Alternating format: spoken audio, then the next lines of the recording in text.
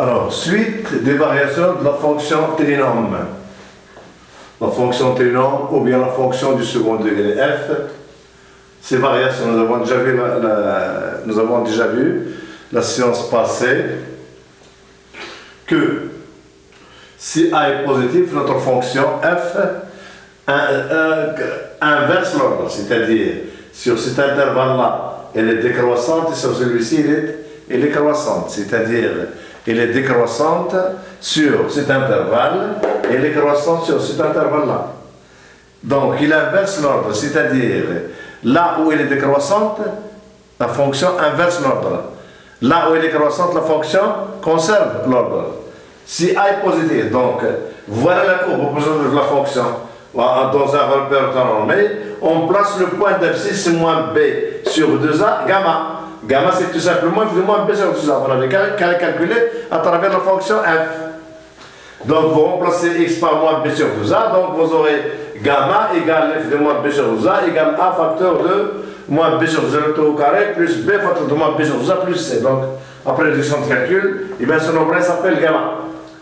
Et ce point-là s'appelle le sommet de la courbe, regardez bien. Il est décroissant sur cet intervalle, vous voyez, il est décroissante, et puis sur l'intervalle moins b sur 2a, elle est croissante. Voilà maintenant le cas où, deuxième cas, le cas où a est négatif. Alors là, la fonction, il inverse l'ordre. Il inverse l'ordre. Donc là où elle est croissante, il sera décroissant. Là où elle est décroissante, il sera croissante. Et là où elle est croissante, il sera décroissante. Et voilà, si vous voulez, voilà la lieu de notre courbe. Alors ici, elle est croissante dans l'intervalle moins l'infini moins b sur 2a. Elle est croissante, voilà le sommet. Et puis dans notre intervalle moins b sur 2a plus l'infini, elle est décroissante. Donc voilà les deux cas de figure pour une fonction trinôme. Alors, ici, C indice f, il s'appelle la représentation graphique de f. Alors, C indice f est appelé la courbe représentative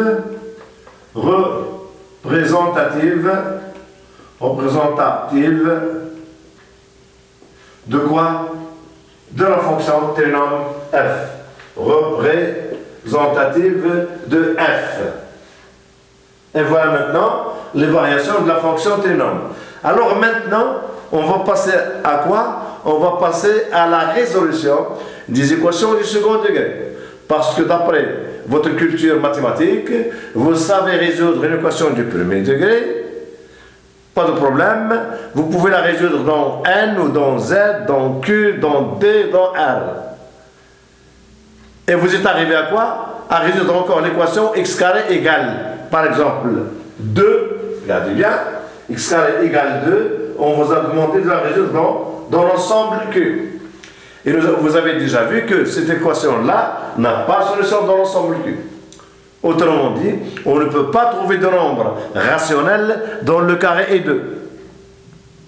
Donc ici, on assiste à quoi? À l'insuffisance de l'ensemble Q. Donc on est obligé de quoi? On est obligé de chercher un autre ensemble qui va contenir Q et dans lequel cette équation-là possède une solution. Or, cet ensemble-là, c'est tout simplement l'ensemble R. Donc, une telle équation ici a pour solution soit x égale racine de 2 ou bien x égale moins racine de 2.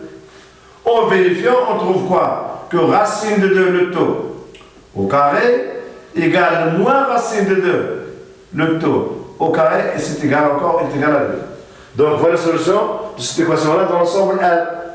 Et quelle est la différence entre ces nombres-là et le nombre rationnel? Eh bien, c'est simple.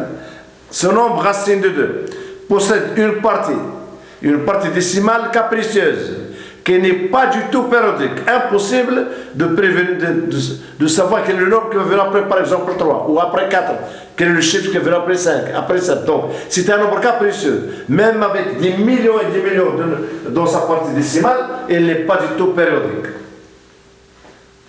Par contre, pour les nombres rationnels, c'est autre chose. pour les éléments de Q. Donc, quelle est la différence entre un nombre rationnel et un nombre irrationnel? Un nombre rationnel, c'est tout simplement un nombre dont la partie décimale est comment? Elle est périodique. Il est infini périodique. Exemple, 0, exemple un tiers. Elle est égale à 0,333 une infinité de fois. Donc vous voyez la période ici c'est 3. Elle se répète. Par contre, pour le nombre pi par exemple, pi égale à 3,14, 1 million de nombres de chiffres après virgule ou 2 millions de chiffres dans la partie décimale, mais elle n'est pas du tout périodique. Donc nombre rationnel, c'est un nombre dont la partie décimale elle est comment? Dont la partie décimale est infinie périodique. Un nombre irrationnel, c'est un nombre dont la partie décimale n'est pas du tout périodique. Voilà. Donc on va passer maintenant aux équations du second degré. Alors,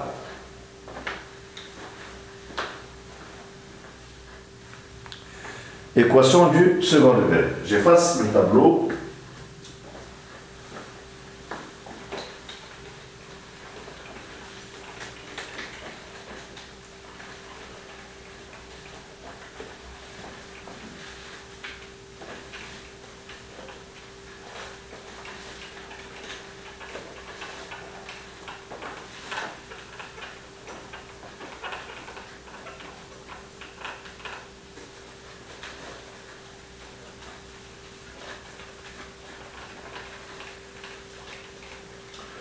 Alors maintenant, ds c'est 4 suite de quoi?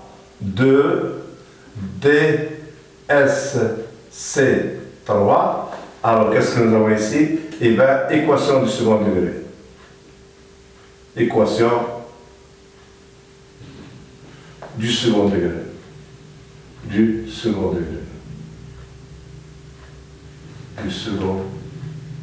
degré. En première S. Alors, on vous a appris à résoudre les équations du premier degré. Si je vous donne par exemple l'équation x plus 1 égale 0, et je vous demande de la résoudre dans n, et bien ici, il n'y a pas d'entier naturel ajouter à 1 pour trouver 0. Donc ici, il n'y a pas d'entier naturel dans la solution de cette équation-là. Mais il y a un entier relatif sur cette équation-là. Et bien, ce sera moins 1. Donc j'ai une équation ici, dans la solution, et moins 1 dans l'ensemble Z. Et c'est encore moins 1 dans l'ensemble D. Parce que moins 1, vous pouvez l'écrire, est égal à moins 1 sur 10 à la puissance 0. Donc c'est un nombre décimal. Il est égal à moins 1 dans l'ensemble Q. Pas de problème. Moins 1, vous pouvez toujours l'écrire, est égal à moins 1 sur 1. C'est un nombre rationnel. Mais cette équation-là que je vais vous donner maintenant, cette équation-là, x au carré plus 3x par exemple, plus 1 égale 0, alors cette équation-là, elle s'appelle une équation du second degré. Équation du second degré. Et c'est la première année, c'est dans la classe de première où on doit apprendre maintenant à résoudre cette équation-là. Donc, y a-t-il un x dans R? Voilà la question. Y a-t-il x dans R?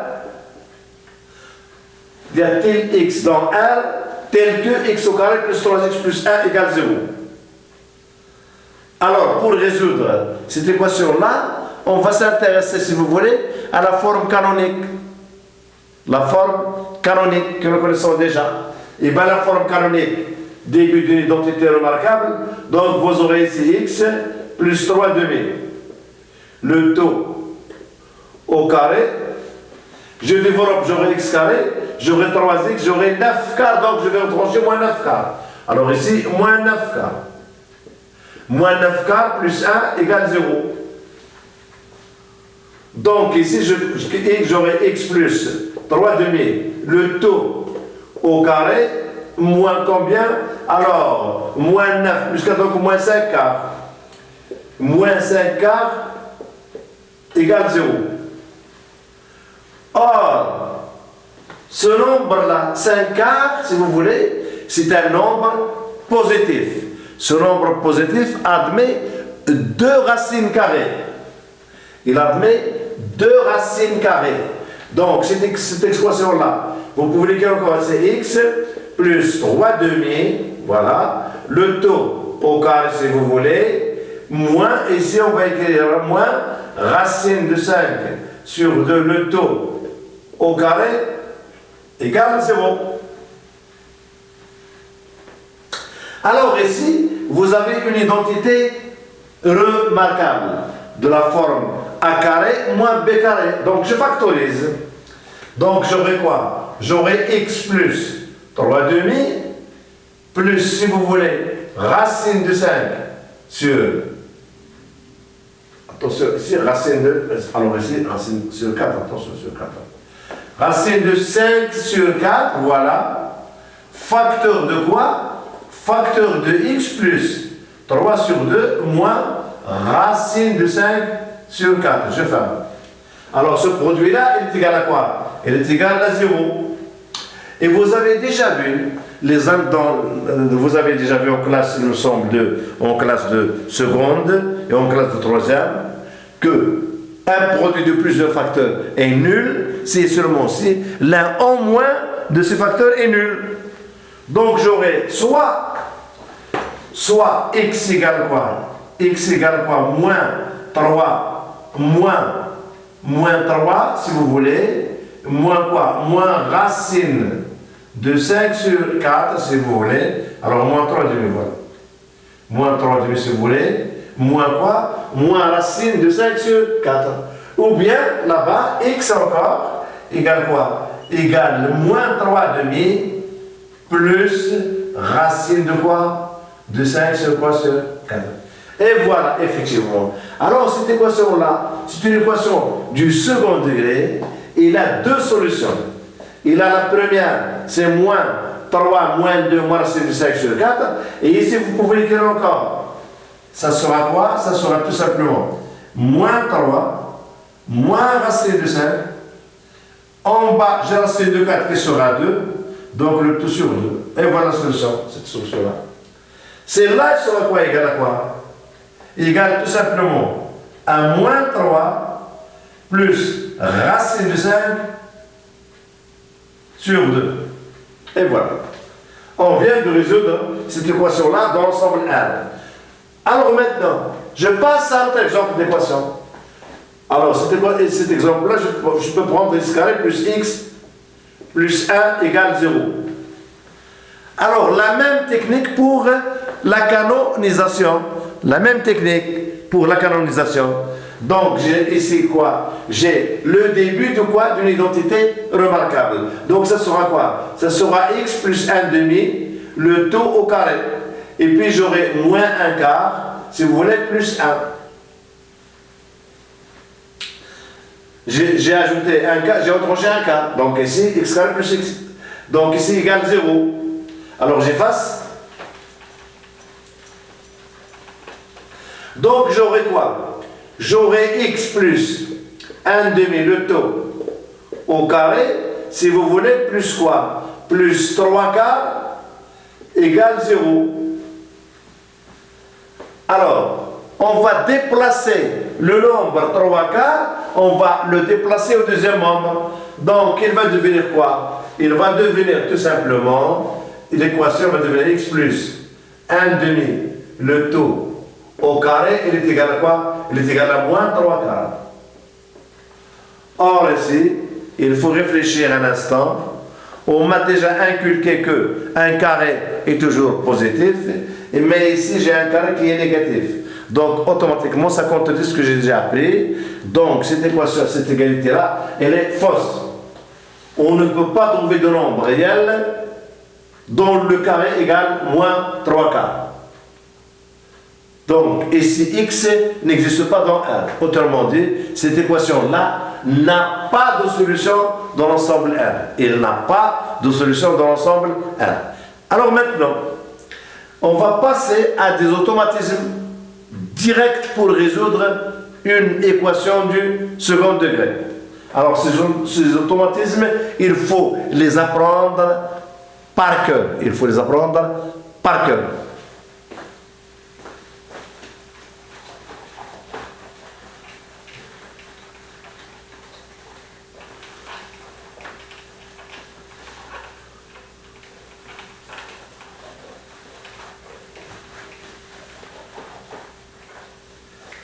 Alors, à travers la forme canonique, nous avons déjà vu la forme canonique de l'expression de f de x. Alors, f de x, si vous voulez, égale quoi? Égale, si vous voulez, un crochet à facteur de quoi? Alors, ici de x plus b sur 2a, le taux au carré, si vous voulez, moins, alors ici j'aurai quoi? J'aurai b au carré moins 4ac sur quoi? Sur 4a au carré. Et je ferme le crochet. Voilà.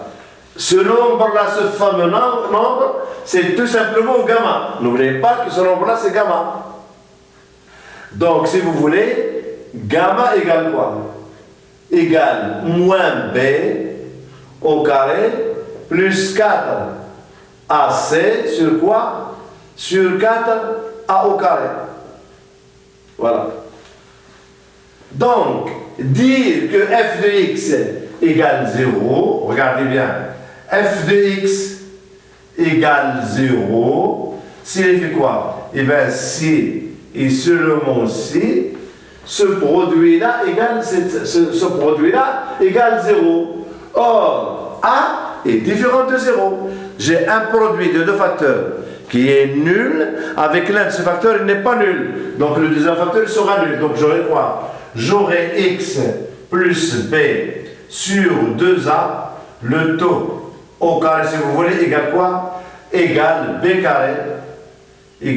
carré moins 4ac, le taux sur quoi? Sur 4a au carré.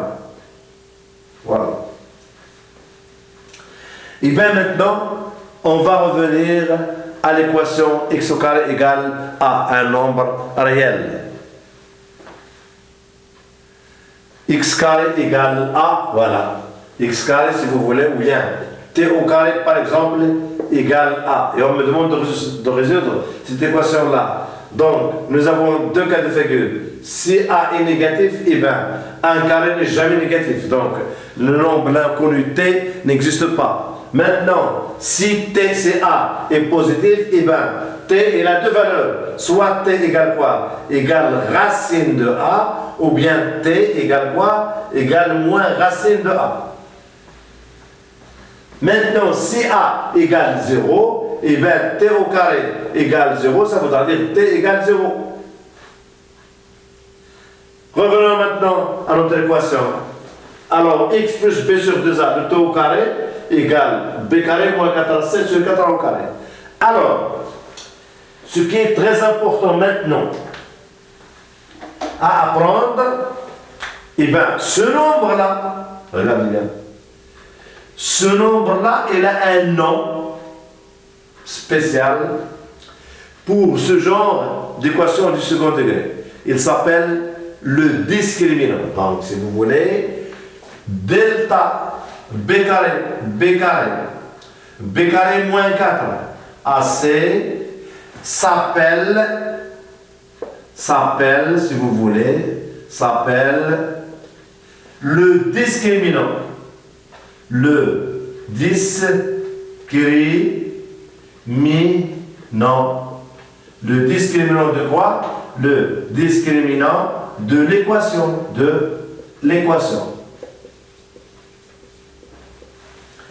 Donc, regardez bien. Ce nombre-là est toujours positif. Il n'a pas de problème.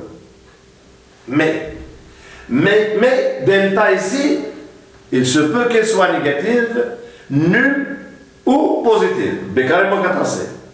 C'est là où on doit apprendre à résoudre une équation du second degré.